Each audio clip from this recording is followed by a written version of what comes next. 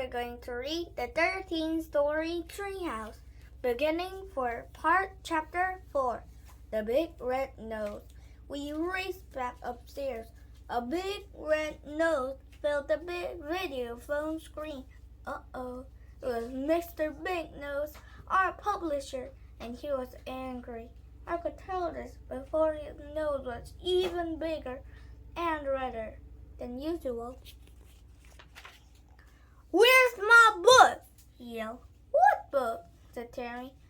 "One you chocolates promised me a year ago would be on my desk last Friday."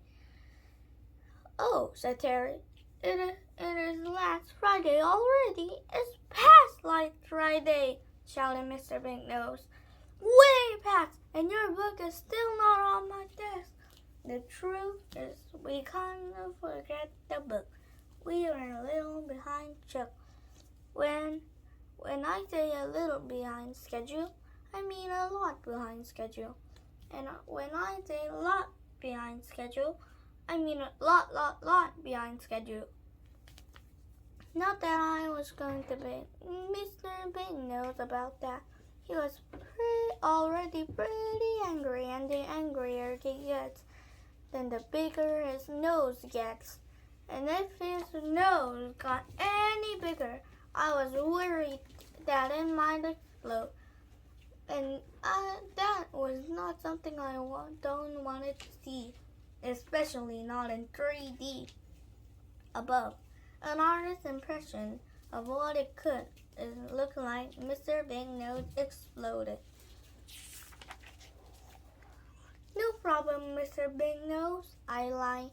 "It's under control. We got to get you across as soon as we can." "Well, as soon as you can, 5 o'clock tomorrow afternoon, or else."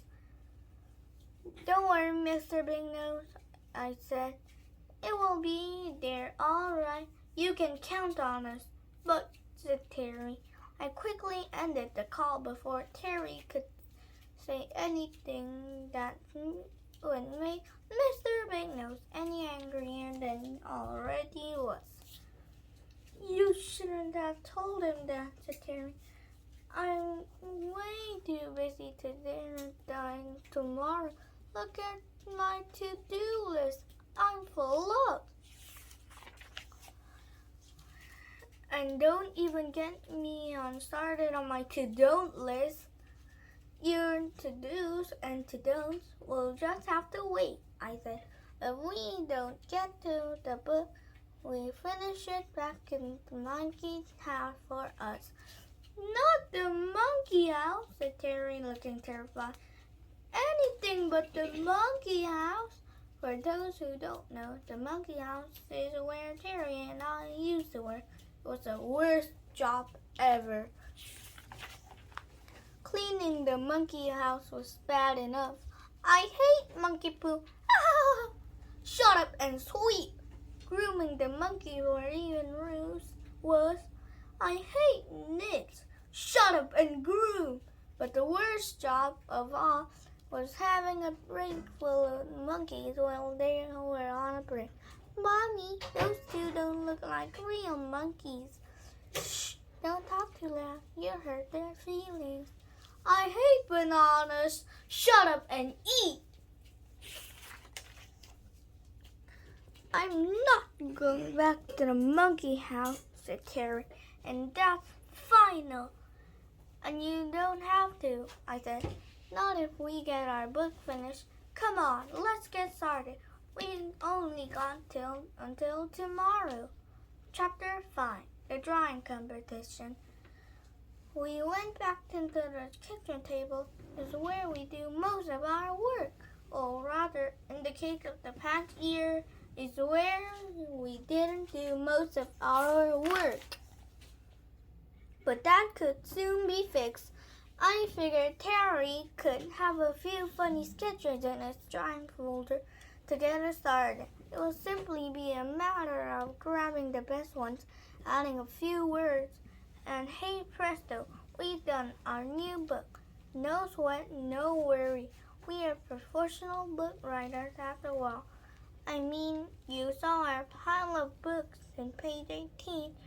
Just in case you skipped page 18, this is what it looked like. Okay, I said, let's see you got. Terry opened his drawings folder and laid it flat on the table. You're going to love this, he said.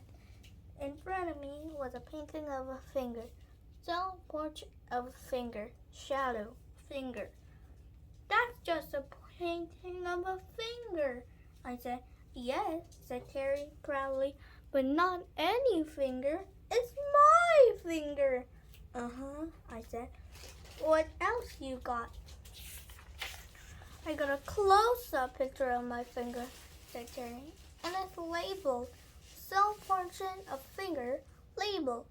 Dirt and killer germs, moose, broken bits or chewing fingernails, fingerprints, mountain climbing lights about to die, fingernails, moon, the man in the moon, the man in the finger, singing flea. I stared at it. Well, said Terry with a big grin on his face, what do you think? Lice picks. Get it? Not ice picks. Lice picks. Yeah, I get it, I said.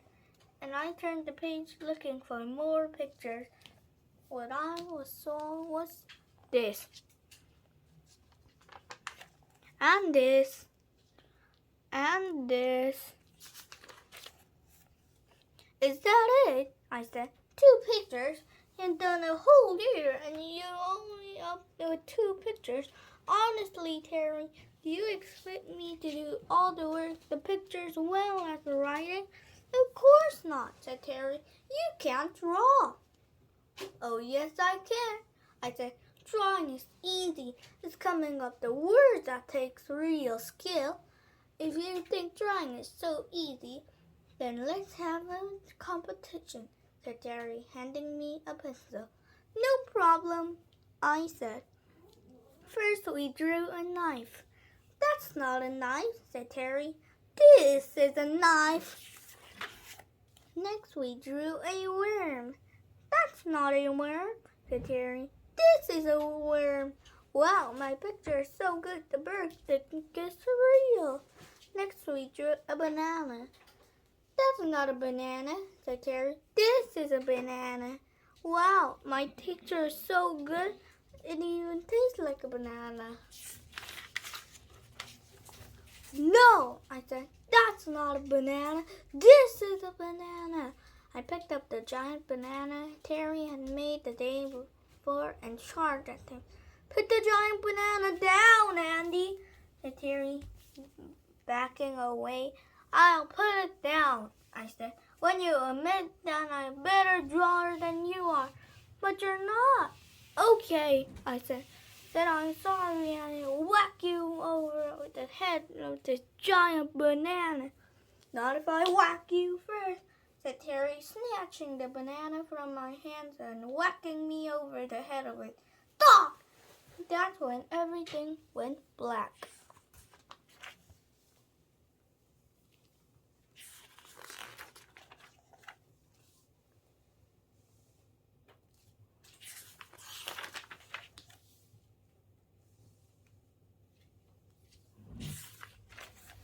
The next thing I knew, I was soaking wet, and Terry was kneeling in front of me holding an empty bucket. I'm so glad you're all right, said Terry. I thought I killed you. So did I said. I can't believe you whacked me with a giant banana, but you were going to whack me with first. 2 wrongs don't make it right, Terry, I reminded him. I suppose not, he said, and I'm sorry. But look on the bright side. At least I see your life of throwing a bucket over your face. But now I'm all wet. Yes, but at least it's better than being dead. I'll tell you one thing. We're both as good as dead. If we stop the wasting time and get our book finished. You mean get our book started,